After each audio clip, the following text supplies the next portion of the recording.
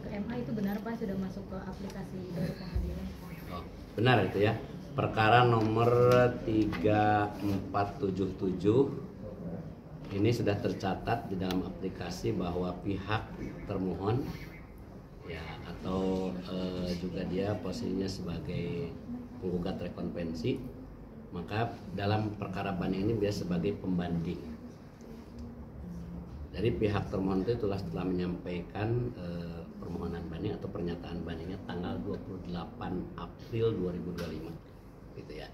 Mungkin isi bandingnya sendiri atau apa sih Pak yang poin utamanya bandingnya sendiri? Permohonan banding itu belum menjelaskan tentang alasan-alasan, sebab nanti baru tahu alasan-alasan itu ketika pihak yang mengajukan banding itu menyampaikan memori banding gitu ya.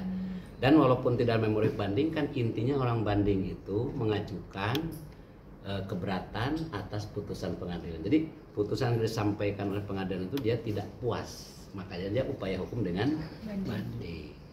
Dan informasi terakhir ternyata sehari kemudian pihak pemohon juga ya mengajukan banding juga. Jadi dua-duanya mengajukan banding. Jadi tanggal 29 April itu pihak pemohonnya atau tergugat rekonvensinya juga mengajukan banding. Nah ini ya dua-duanya mengajukan keberatan atas putusan pengadilan.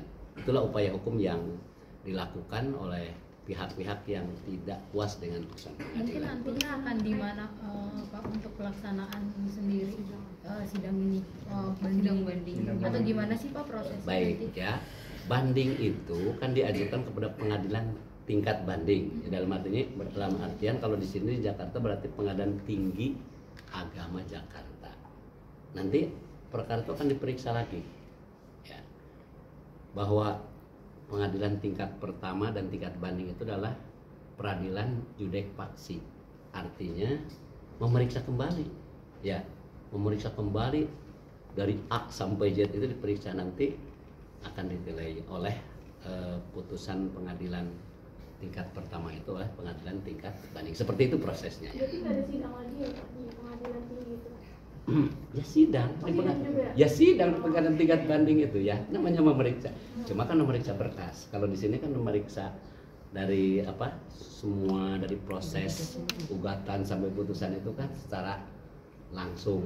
Tapi kalau nanti di pengadilan tingkat banding itu periksa berkas, kalau diperlukan lagi ada pemeriksaan lain nanti akan dikembalikan lagi ke pengadilan tingkat pertama. Contoh ada pemeriksaan yang kurang, ya biasanya pemeriksaannya ke tingkat pertama. Untuk memori bandingnya dua-duanya belum masuk juga? Belum ada, baru berdaftar ya, baru daftar doang. pengajuan atau permohonan banding, namanya permohonan banding. Pak, mungkin penetapannya dari misalkan sekarang mengajukan sampai nanti adanya sidang dari PN sendiri itu berapa lama Pak? Baik, ya itu adalah prosedurnya. Sejak pendaftaran perkara banding itu maka berkas harus sudah dikirim ke Pengadilan Tinggi Agama Jakarta itu paling lambat 30 hari. Jadi ada ininya, ada aturannya. Jadi dari tanggal 28 atau tanggal 29 itu masing-masing berkas itu harus sudah dikirim ke pengadilan 30 hari ya, seperti itu. Baru nanti ada penetapan jadwal untuk disidangkan. Di situ ada nanti ya. Pak, ketika nanti dimulainya persidangan banding tersebut, apakah nantinya bersifat terbuka atau tertutup Pak, sama seperti sebelumnya persidangan perceraian lainnya Pak? Kalau pemeriksaan persidangan seperti itu kan sudah ada aturannya ya. Untuk tingkat pertama, tingkat banding ada aturan itu, nanti urusannya di Pengadilan Tinggi ya Agama gitu ya, ada prosedur. Jadi saudara untuk mengetahui lebih lanjut tentang proses persidangan itu ya tentunya tidak sama antara pemeriksaan tingkat pertama dengan tingkat banding ya, seperti itu. Baik, silakan. Untuk agendanya Aryan Saka sendiri itu untuk agenda kedua itu ada apa ya Pak? Dan nantinya apakah pihak keduanya harus tiba di sini atau bagaimana Pak? Baik, para pihak yang tidak hadir pada persidangan pertama itu dia masih diberikan hak untuk dipanggil untuk yang kedua kali. Makanya itu agendanya pemanggilan pihak yang tidak hadir.